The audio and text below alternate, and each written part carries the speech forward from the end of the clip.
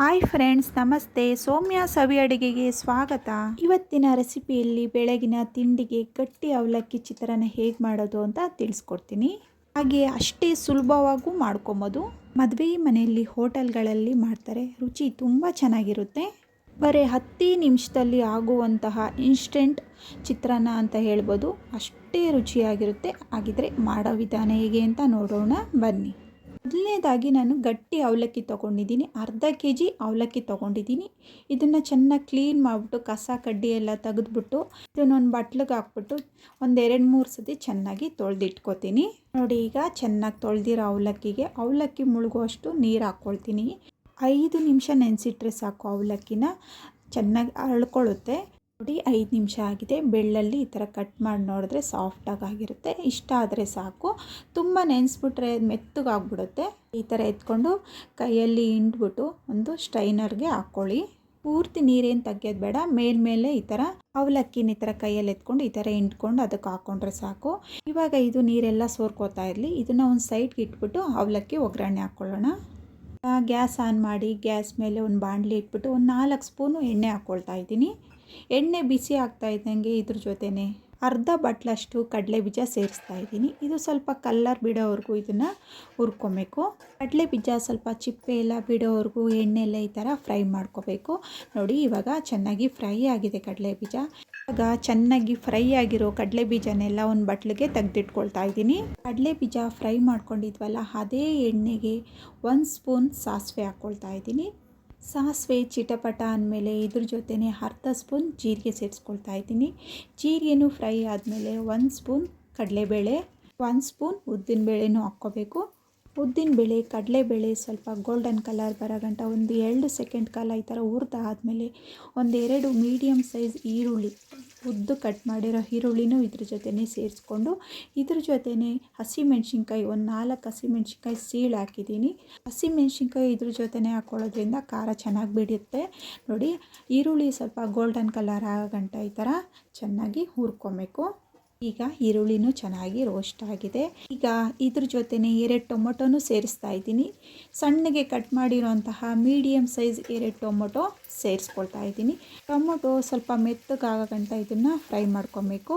ನೋಡಿ, ಇವಾಗ 1 ನಿಮಿಷದ ಕಾಲ ಹುರ್ಕೊಂಡಾಯಿತು. ನೋಡಿ, ಟೊಮೊಟೊನೂ ಮೆತ್ತಗಾಗಿದೆ.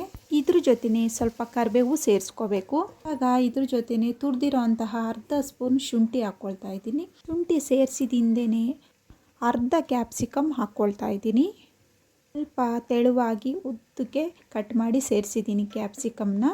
ಅರ್ಧ ಸ್ಪೂನ್ ಅರಿಶಿನ ಪುಡಿನೂ ಹಾಕ್ಬಿಟ್ಟು ಇದನ್ನು ಚೆನ್ನಾಗಿ ಫ್ರೈ ಮಾಡ್ಕೊಬೇಕು. ಮೀಡಿಯಮ್ ಉರಿಲೇ ಇದನ್ನು ಫ್ರೈ ಮಾಡ್ಕೋಬೇಕು. ಕ್ಯಾಪ್ಸಿಕಮ್ಮು ಜಲ್ದಿ ಫ್ರೈ ಆಗುತ್ತೆ. ಈ ಕ್ಯಾಪ್ಸಿಕಮ್ ಜೊತೆ ನೀವು ತರಕಾರಿನೂ ಸೇರಿಸ್ಕೊಬೋದು. ಬೀನ್ಸು, ಕ್ಯಾರೆಟು, ಬಟಾಣಿ, ಹಸಿ ಬಟಾಣಿ ಎಲ್ಲ ಸೇರಿಸ್ಕೊಂಡು ತರಕಾರಿ ಹಾಕೂ ಈ ಥರ ಅವಲಕ್ಕಿ ಚಿತ್ರಾನ್ನ ಮಾಡ್ಕೊಬೋದು. ಇವಾಗ ಕ್ಯಾಪ್ಸಿಕಮ್ಮು, ಈರುಳ್ಳಿ, ಟೊಮೊಟೊ ಎಲ್ಲ ಚೆನ್ನಾಗಿ ಫ್ರೈ ಆಗಿದೆ. ಇದ್ರ ಜೊತೆನೇ ಅರ್ಧ ಬಟ್ಲಷ್ಟು ಹಸಿ ಕೊಬ್ಬರಿ ತುರಿ ಹಾಕ್ಕೊಳ್ತಾ ಇದ್ದೀನಿ. ಕೊಬ್ಬರಿ ತುರಿ ಸೇರಿಸ್ಮೇಲೆ ಇದ್ರ ಜೊತೆನೇ ಕೊತ್ತಂಬರಿ ಸೊಪ್ಪು ಸ್ವಲ್ಪ ಸೇರಿಸ್ಕೋಬೇಕು. ರುಚಿಗೆ ತಕ್ಕಷ್ಟು ಉಪ್ಪನ್ನು ಇವಾಗೇ ಹಾಕ್ಕೊಳ್ಬೇಕು. ನೋಡಿ, ರುಚಿಗೆ ತಕ್ಕಷ್ಟು ಉಪ್ಪು ಹಾಕಿದ್ಮೇಲೆ ಚೆನ್ನಾಗಿ ಮಿಕ್ಸ್ ಮಾಡಬೇಕು. 1 ನಿಮಿಷದ ಕಾಲ ಈ ಥರ ಚೆನ್ನಾಗಿ ಮಿಕ್ಸ್ ಮಾಡಿಕೊಂಡ್ರೆ ಸಾಕು. ನೋಡಿ, ಇವಾಗ 1 ನಿಮಿಷದ ಕಾಲ ಈ ಥರ ಚೆನ್ನಾಗಿ ಮಿಕ್ಸ್ ಮಾಡಿದ್ದೀನಿ. ಇವಾಗ ನೆನೆಸಿರೋ ಅವಲಕ್ಕಿ ನೋಡೋಣ. ಇವಾಗ ಚೆನ್ನಾಗಿ ಸಾಫ್ಟಾಗಿ ನೆಂದಿದೆ ಅವಲಕ್ಕಿ. ಈ ಅವಲಕ್ಕಿನ ಇವಾಗ ಈ ಒಗ್ಗರಣೆಗೆ ಸೇರಿಸ್ಕೊಳ್ಳೋಣ. ಉರಿ ಫುಲ್ಲೂ ಕಮ್ಮಿ ಇಟ್ಕೊಬೇಕು. ಅವಲಕ್ಕಿನ ಪೂರ್ತಿಯಾಗಿ ಈ ಒಗ್ಗರಣೆಗೆ ಸೇರಿಸ್ಕೊಳ್ಳೋಣ. ಇದ್ರ ಜೊತೆನೇ ಸ್ವಲ್ಪ ಕೊತ್ತಂಬರಿ ಸೊಪ್ಪು ಹಾಕ್ಕೊಳ್ತೀನಿ. ಮತ್ತು ಎಣ್ಣೆಲಿ ಫ್ರೈ ಮಾಡಿ ಇಟ್ಕೊಂಡಿದ್ವಲ್ಲ ಕಡಲೆ ಬೀಜ, ಅದು ಪೂರ್ತಿಯಾಗಿ ಸೇರಿಸ್ಕೊಳ್ತೀನಿ. ನಿಂಬೆ ರಸನೂ ಸೇರಿಸ್ಕೊಳ್ತಾ ಇದ್ದೀನಿ. 1 ಮೀಡಿಯಮ್ ಸೈಜ್ ನಿಂಬೆ ರಸನೂ ಇದ್ರ ಜೊತೆನೇ ಸೇರಿಸ್ಕೊಳ್ತಾ ಇದ್ದೀನಿ. ಇದನ್ನು ಮಿಕ್ಸ್ ಮಾಡ್ಕೋಬೇಕು. ಕೊನೆ ತನಕನೂ ಇದನ್ನು ಉರಿ ಕಮ್ಮಿ ಇಟ್ಕೊಂಡೆ ಇದನ್ನು ಮಿಕ್ಸ್ ಮಾಡ್ಕೋಬೇಕು. ಗ್ಯಾಸು ಆಫ್ ಮಾಡಿಕೊಂಡು ಮಿಕ್ಸ್ ಮಾಡಬಾರ್ದು. ಗ್ಯಾಸ್ ಆನಲ್ಲೇ ಸಣ್ಣ ಉರಿ ಇಟ್ಕೊಂಡು ಇದನ್ನು ಮಿಕ್ಸ್ ಮಾಡ್ಕೋಬೇಕು. ಚೆನ್ನಾಗಿ ಮಿಕ್ಸ್ ಮಾಡಿಕೊಂಡು 1 ನಿಮಿಷದ ಕಾಲ ಈ ಥರ ಕಮ್ಮಿ ಉರಿಲೇ ಇದನ್ನು ಮಿಕ್ಸ್ ಮಾಡ್ಕೊಳ್ತಾ ಬರಬೇಕು. ನೋಡಿ, ಈಗ ಚೆನ್ನಾಗಿ ಮಿಕ್ಸ್ ಮಾಡ್ಕೊಂಡಿದ್ದೀನಿ. ಎಲ್ಲ ಮಸಾಲೆನೂ ಕೂಡ ಅವಲಕ್ಕಿಲಿ ಚೆನ್ನಾಗಿ ಸೆಟ್ ಆಗಿದೆ. ಇವಾಗ ಆಗಿದೆ ಅವಲಕ್ಕಿ. ಇವಾಗ ಗ್ಯಾಸ್ ಆಫ್ ಮಾಡ್ಕೊಳ್ತೀನಿ.